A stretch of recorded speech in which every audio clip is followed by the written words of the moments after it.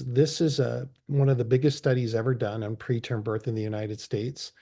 And what we've done is we've used a test that uses just a blood draw from a mother between 18 and 20 weeks.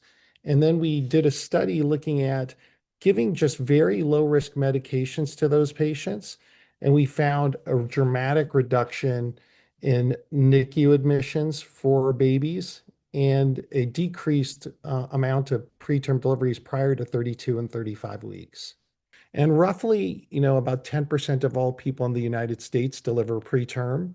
The test identifies 75% of patients that aren't identified by other means to really target at the people that have increased risk, but that we don't know have increased risk if we don't do this test.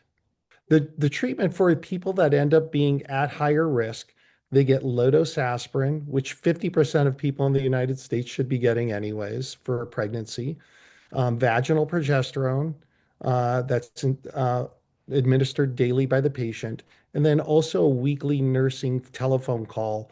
What the progesterone and the aspirin seem to do is the test itself seems to look for people that have problems in the placenta. And what the progesterone and aspirin do is they improve blood flow and decrease inflammation. And then on top of that, the telephonic nursing calls, they actually educate patients on symptoms. So all these three things combined, very low risk, very low cost, but seemingly super effective. Las Vegas is the center of the universe for high risk obstetrics next week.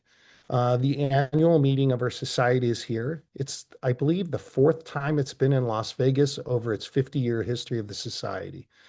Um, and this study was presented in its research format last year, but now since the paper has been out and it's actually was published in our society's journal, it's getting a lot of attention by people just because of the profound effects it has on neonatal outcomes and on improvement for moms with increasing deliveries closer to term.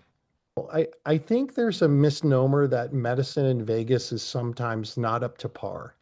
Um, yeah, I myself was the president of the Society for Maternal Fetal Medicine in the United States and have won the Lifetime Achievement Award for our society.